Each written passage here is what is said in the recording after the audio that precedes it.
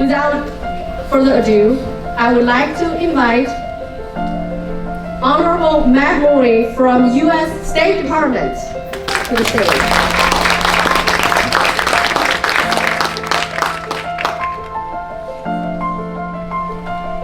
Well, thank you, Dr. Zhao, for that great introduction, and thanks to everybody who has really been instrumental in setting up this symposium for Asia-U.S. partnership opportunities, which I said earlier today to one of our colleagues in the room, is the perfect place for us to talk about APEC. And so I'm really delighted to be here to talk about U.S. economic and trade engagement with Asia from my perspective as U.S. senior official for APEC. And we're incredibly impressed by the dedicated leadership of Dr. Zhao and the entire SAUPO team and Kennesaw State University Asian Studies program for running and supporting this conference. And supporting it for now more than a decade, and it's really terrific that it's still here. I also feel like I would be remiss if I did not also congratulate Kennesaw State for your performance in the NCAA men's basketball tournament this year. I haven't heard anybody else say that today, so I thought that was really an important thing to note. Obviously a lot of talent one way or another coming out of Kennesaw State.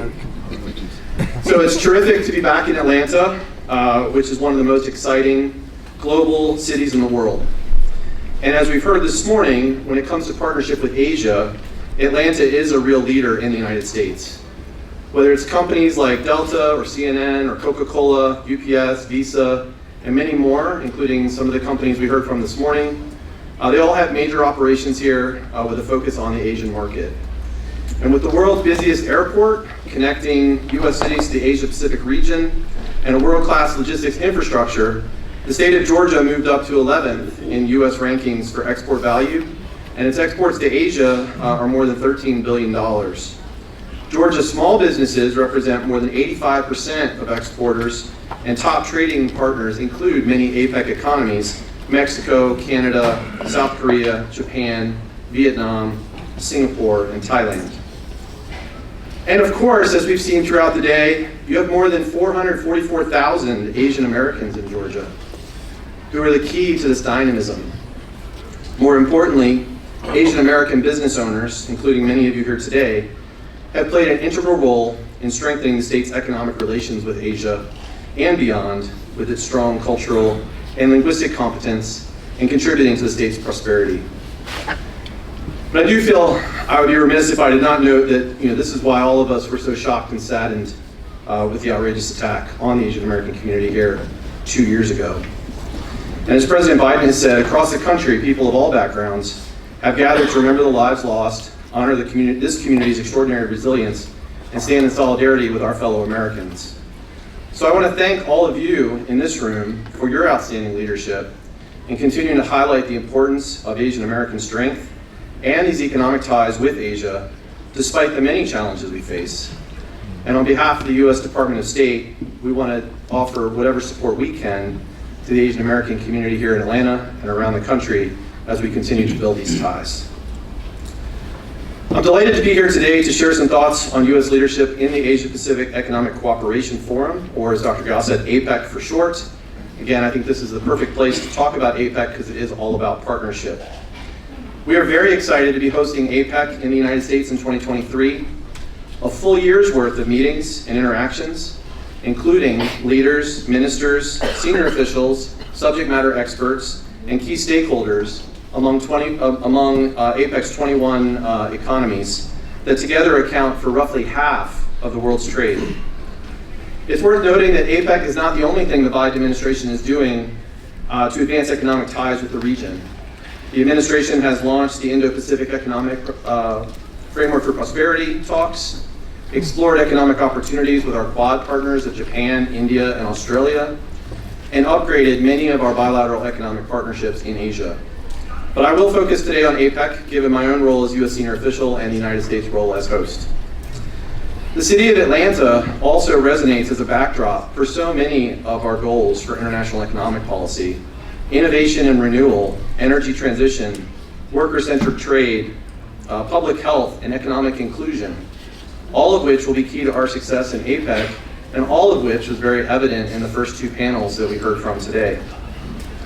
One of the great privileges of this job as U.S. Senior Official for APEC is that it's just as important to travel within the United States to see how local communities are taking advantage of opportunities and or addressing challenges in the global economy as it is to travel in the region and meet with our Asia-Pacific partners directly.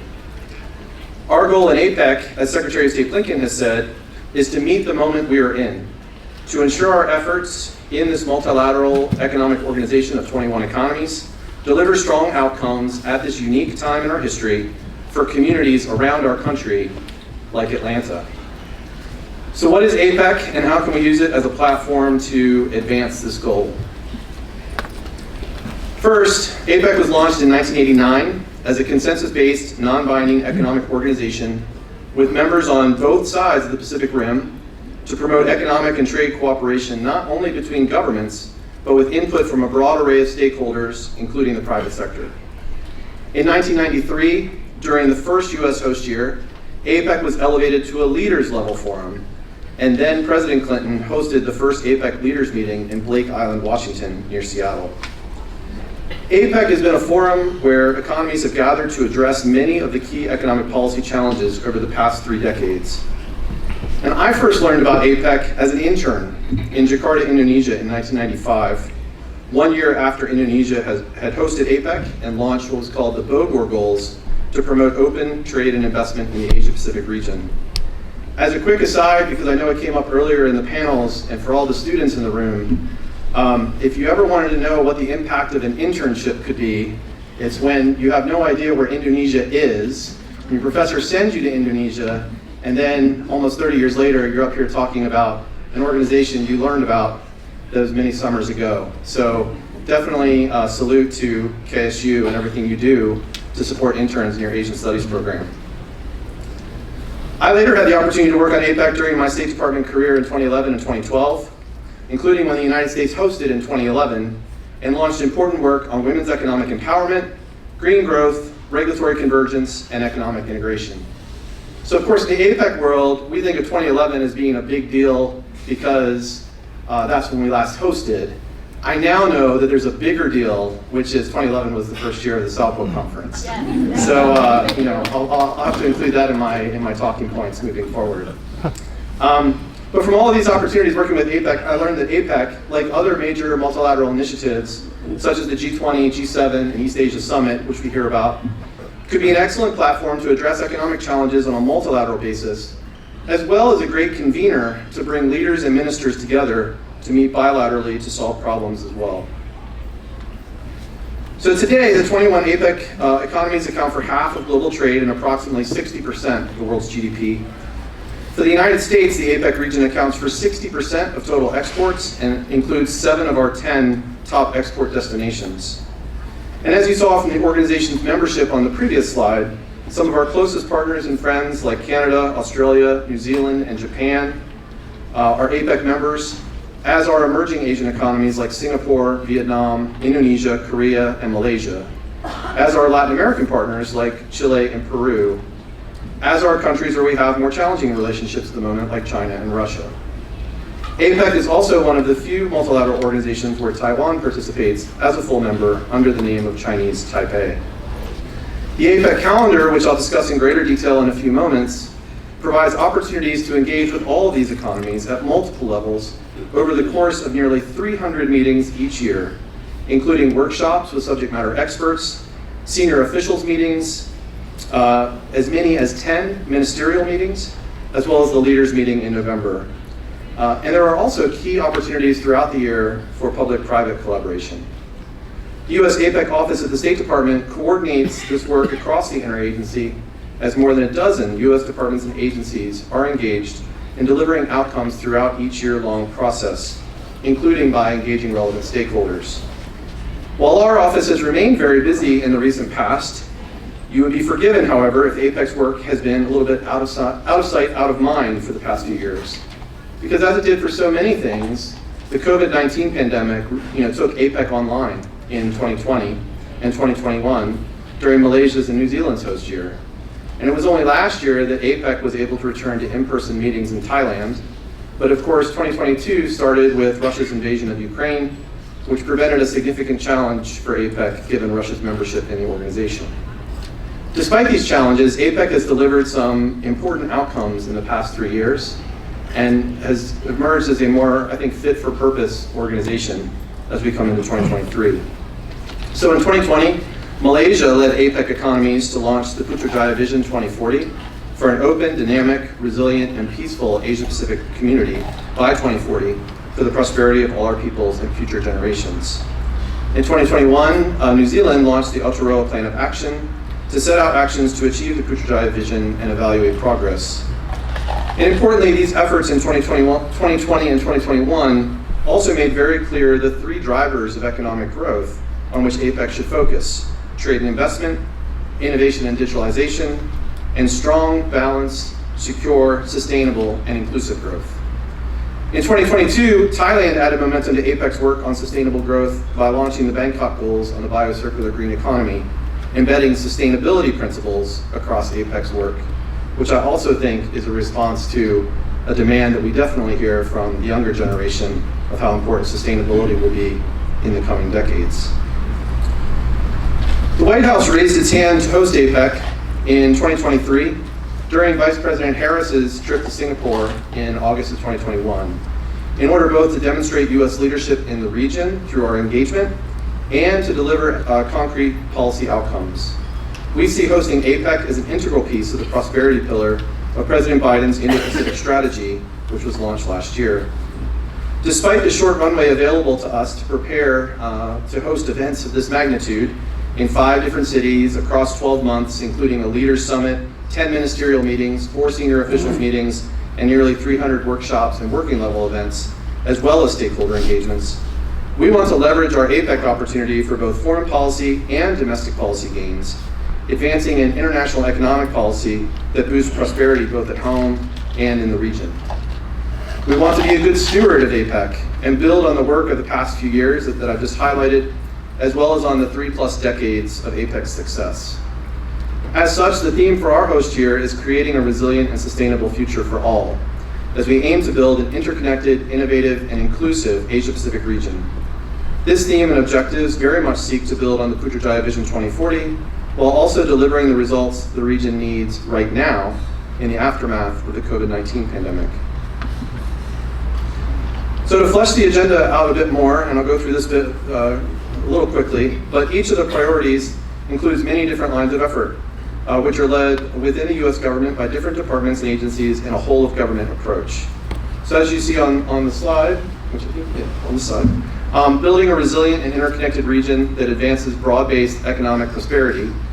That includes strengthening supply chain resilience, enhancing services trade, promoting digital trade, restarting cross-border travel, enhancing infrastructure and transportation networks, strengthening health systems, the implementation of the Free Trade Area of the Asia-Pacific Agenda Work Plan, and supporting the World Trade Organization. Second, enabling an innovative environment for a sustainable future, which includes enhancing climate mitigation and resilience, reducing disaster risk, and improving emergency preparedness and response, promoting the digital economy and enhancing digitization, promoting food security, food safety, and agricultural biotechnology, tackling environmental challenges, and fostering an enabling environment. And then affirming an equitable and inclusive future for all includes advancing gender equity, strengthening small and medium-sized enterprises, addressing inclusion in trade, expanding economic potential and opportunity through investments in infrastructure and workers, elevating workers' voices, and engaging historically underserved and underrepresented segments of the population. So it's a huge agenda, and it covers a whole range, again, of different experts across our government and across all the other economies. But there are multiple engagements and policy initiatives planned throughout the year to aim for progress in each area, and then, as we hope, to really drill down into some very concrete outcomes that we can deliver by the time the leaders meeting happens in November. So that brings me to the calendar. We are hosting APEC meetings this year around the United States in 5 different cities: Honolulu, Palm Springs, Detroit, Seattle, and San Francisco. Almost immediately on the heels of the APEC Leaders Week in Bangkok in November, we hosted our first meeting, the 3-day informal senior officials meeting in Honolulu in December 2022. Honolulu had hosted the APEC leaders meeting in 2011, and so it was nice in a sense to be able to pick up where we left off, particularly by highlighting some of the progress made in two key areas from our 2011 host year: green growth and women's economic empowerment. The Hawaii program also featured a public-facing element, an APEC symposium, and a visit to a local middle school.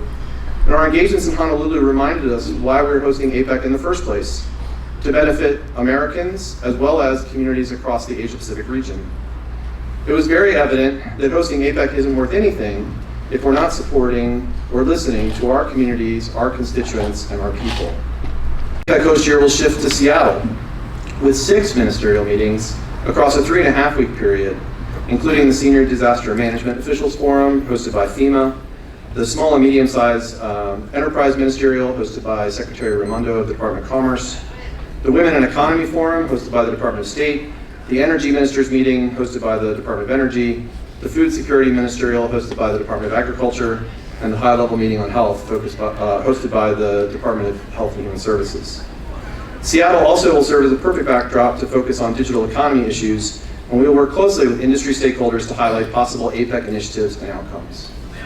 But most observers, including even the most enthusiastic APEC watchers, will not really focus their attention on the organization until the APEC Economic Leaders Week in San Francisco during the week of November 12th. During the week, senior officials, foreign and trade ministers, finance ministers, and leaders from the other 20 economies in the region will be hosted by President Biden for the final meetings of the APEC year. And I hope you'll follow our APEC host year journey over the next few months. Being here today is all part of our strong desire to connect communities in the United States with our APEC agenda. Really appreciate today's event, today's opportunity, as well as opportunities to meet with many of you on the sidelines. And I also really appreciate several of the companies here hosting us yesterday, as we were able to learn a great deal more about some of the opportunities and challenges the private sector here in Greater Atlanta is facing.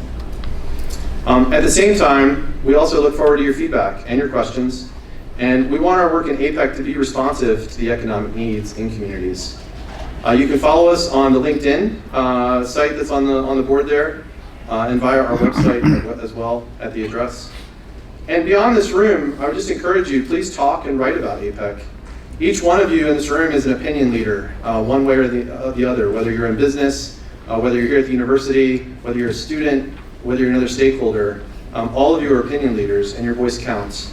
So we welcome your input, including those areas where you believe our approach to APEC could be strengthened.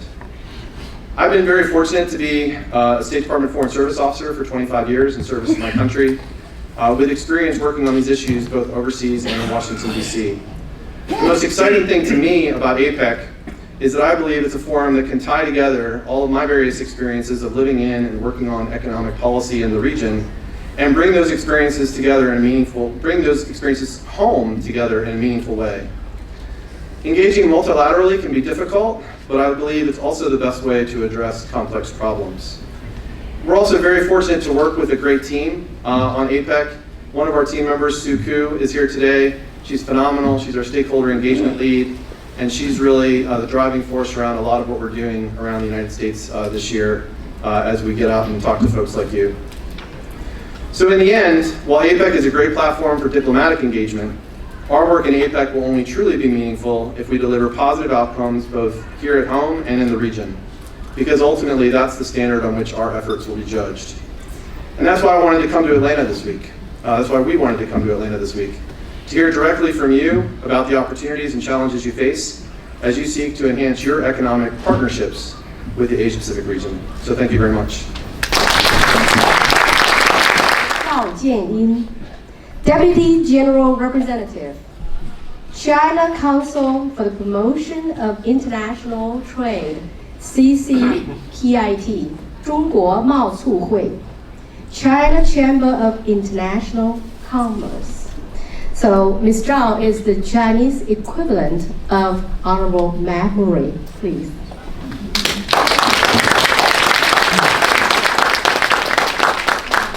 Thank you very much for the kind introduction, Ms. Gao. And you know, it's very difficult to speak after Madame Murray, such an expert. And respected Madame Murray, respected May Gao, distinguished guests, ladies and gentlemen, good noon. It's indeed a great honor to have the opportunity to be invited by the Kennesaw State University and to attend this symposium on Asia-USA Partnership Opportunities, the SAUPO.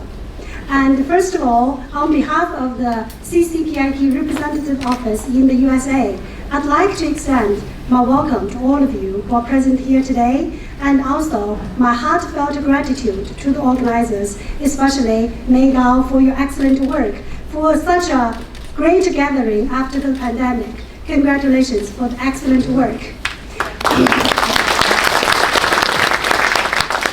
To be honest, when I was first invited to attend this symposium, I was a little bit hesitated because, I don't think I'm the right person to talk about APEC for two reasons. First of all, because I'm from the Trade and Investment Promotion Organization in China. It's not in no sense parallel or the counterpart of the Department of State of the USA.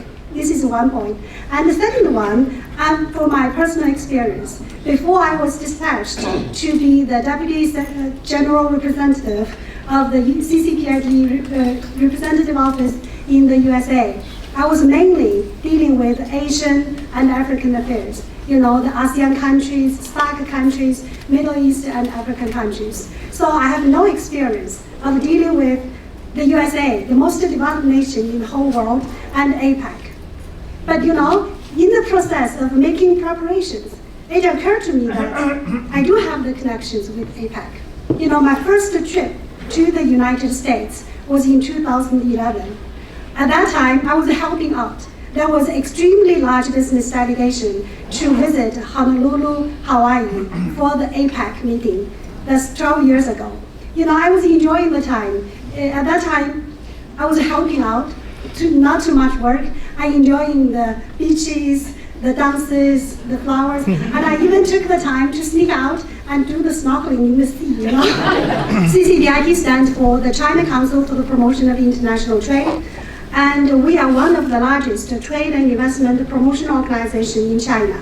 So CCPIT highlights the linkage between the public and private sectors, and also the linkage between the domestic and overseas markets. CCPIT do some promotion work by organizing a lot of exhibitions, seminars. We also have organized the Chinese business communities to participate in the multilateral platforms such as APEC. And also CCPIT has a quite a complete commercial legal service network. So that's what CCPIT is. And CCPIT has a large domestic and overseas network. We have, in each province and major cities, we have the sub-councils, and in the county level, we have the branches. And we have over 30 overseas representative offices, and our office in the DC is one of it. And CCPIT representative office in the US was established in 1988. So we were here 35 years ago, and our commitment is to link the business communities between our two countries, and also we hope to facilitate the communication and cooperation between the Chinese provinces and American states. And also we feedback the issues of mutual concern to the relevant government agencies. For example, in the United States, to the Department of State, and in China to the State Council, something like that, or to the Chinese MOFCOM. Therefore, in a word, we are here for 35 years, and if you have any inquiries about China, please don't hesitate to contact us. And for CCP, because China will continue to, for the high standard open up, we will refine the service policies and create a better business environment for the foreign investment.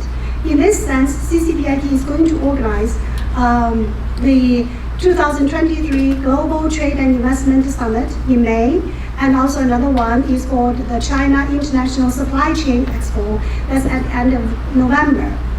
Because in the expo, we are going to discuss about the smart vehicles, life science, etc. I think these issues are of mutual interest, just like we have discussed this morning. So if you are interested in, we welcome you to visit China and to attend the events.